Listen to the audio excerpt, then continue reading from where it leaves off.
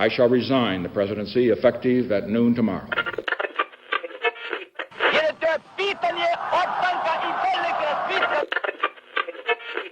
Sejam todos e todos muito bem-vindos a mais um episódio de Mundo de História. E no episódio de hoje eu vou falar um pouco com vocês sobre um assunto que une diversas doenças, como a polio, varíola, febre amarela, a Covid-19, que é a vacina. Eu vou falar com vocês um pouco sobre como surge a vacina e quais são os eventos que levam a esse surgimento. Vou falar com vocês um pouco sobre as práticas que antecedem a vacina e falar também como surge a vacina. Vale lembrar que a ideia da vacina é impedir que uma pessoa tenha alguma doença, mas também é fazer com que a pessoa, caso venha a ter a doença, tenha sintomas mais brandos, não precise de tratamento médico. Dessa forma, poupando milhões de pessoas da morte. A origem da vacina nos leva à história de uma doença que matou milhões ao longo da história, a varíola. Uma doença causada por vírus que gera mal-estar, febre, dores, que parece um pouco sintomas de gripe, mas com um diferencial que acabou se tornando a marca dessa doença: o surgimento de feridas na pele.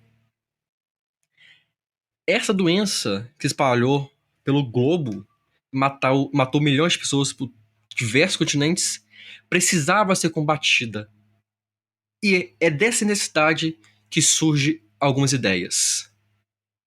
E indo contra o senso comum de que a Europa era o centro da ciência, o centro da medicina, da saúde, como as pessoas acham, eu vou para o Extremo Oriente, pois é na Ásia, na China principalmente, onde surge a técnica chamada de variolização.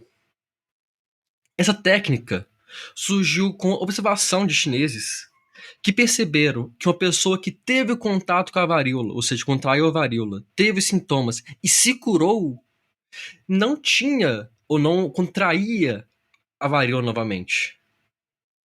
Pensando nisso, os chineses imaginaram que tinha alguma relação. Então, desde o século XV, eles passaram a fazer com que o corpo de uma pessoa saudável se acostumasse com um vírus, com a possível exposição.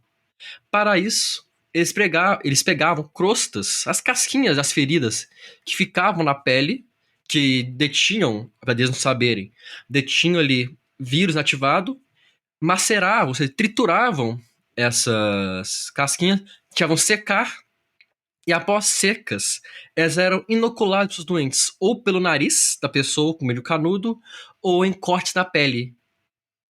E, de uma forma fantástica, surge aí uma das primeiras formas de imunização, pois a presença dos vírus inativados nessas cascas fazia com que o sistema imune da pessoa saudável identificasse aquele vírus, criasse anticorpos, ou seja, todo um mecanismo de combater a infecção sem ter a doença.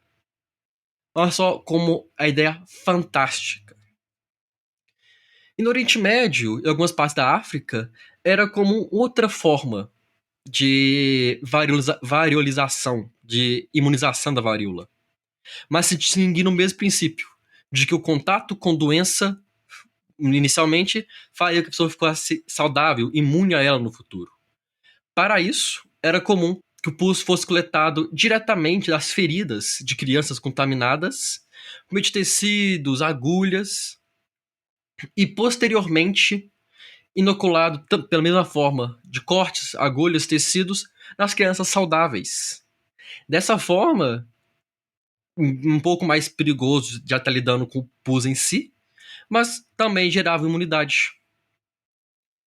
Então eu ressalto o que eu falei agorinha, como é importante nós percebemos que somos ensinados a história eurocêntrica, de que a história, como se a Europa fosse o centro da nossa história.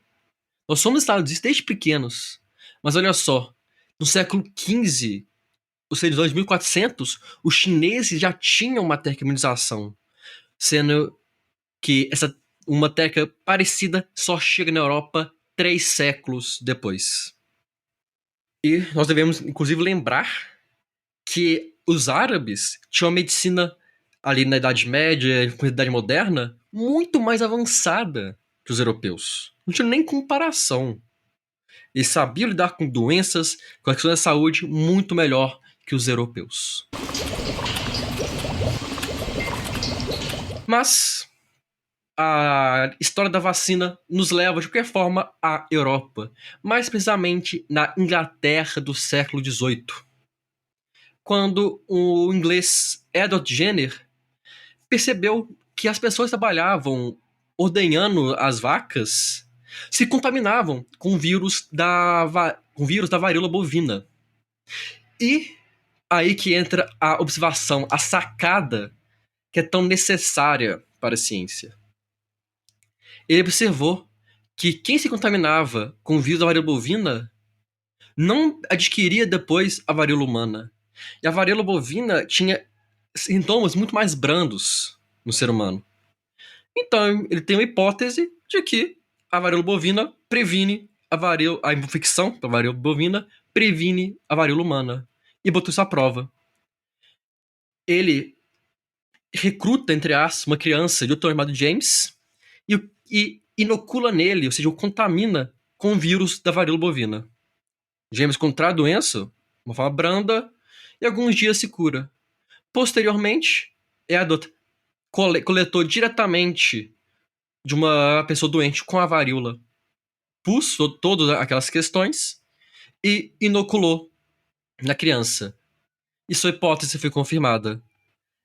Uma infecção prévia pelo vírus do gado impede uma infecção pelo vírus humano. Obviamente, de primeira, essa hipótese não foi bem aceita, porque afinal de contas foi apenas um teste. Foram necessários muito mais testes para que a comunidade científica passasse a aceitar essa questão da imunização pela varíola bovina, não só aceitar, mas também defender e promover a vacinação. Diversas nações passaram, então, a criar as vacinas, a fazer a prática de imunização. E, justamente, de todo experimento do Edward Jenner, que veio o nome vacina. Porque vacina vem de vaca, o animal observado pelo inglês que propiciou o surgimento da vacina. Após séculos de combate com diversas vacinações, nós conseguimos erradicar a varíola e a poliomielite. E outras doenças nós não conseguimos erradicar, nós diminuímos significativamente as mortes e os sintomas. Atualmente, nós vivemos a pandemia do SARS-CoV-2, o Covid-19, e é claro como a vacinação, principalmente com vacinas atualizadas, protegem as pessoas. O número de pessoas mortas é muito maior no grupo não vacinado do que no grupo vacinado. Por isso, eu espero que esse episódio sirva não apenas para mostrar a história da vacinação em si, mas também para mostrar a importância de vacinar. Eu espero e peço a você que está ouvindo, para que eu acho que esse cartão de vacina, vê se tem todas as doses em dia, se pode tomar alguma, tome a vacina da Covid, leve seus filhos, filhas para vacinar. É muito importante que eles sejam protegidos. Vacinação é algo coletivo. Você se protege seus filhos, mas também protege as pessoas ao seu redor. Vacinas são seguras, são essenciais. Tome suas doses, proteja a si mesmo e a todos que você ama. Eu agradeço a todo mundo que escutou o episódio até aqui. Episódio um pouquinho mais curto, mas creio que muito importante, considerando os dias atuais. Peço também desculpa pelo não ter postado na segunda-feira.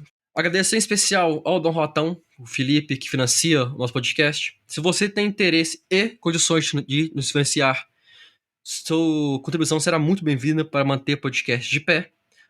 Todos os dados estão lá no nosso Instagram, @Mundinho de História. Você também pode nos seguir no Twitter, @MundinDeist, HIST, e nos seguir no Facebook, nossa página Facebook, Mundinho de História. Estamos sempre postando por lá. Agradeço a todo mundo. Você sempre pode mandar sugestões de temas, ideias, críticas, que sempre que der eu respondo. E sugestões de temas que vocês gostarem de ouvir são sempre muito bem-vindas. Muito obrigado a todo mundo que escutou. Compartilhe esse episódio e vejo todos vocês na próxima semana. Um abraço.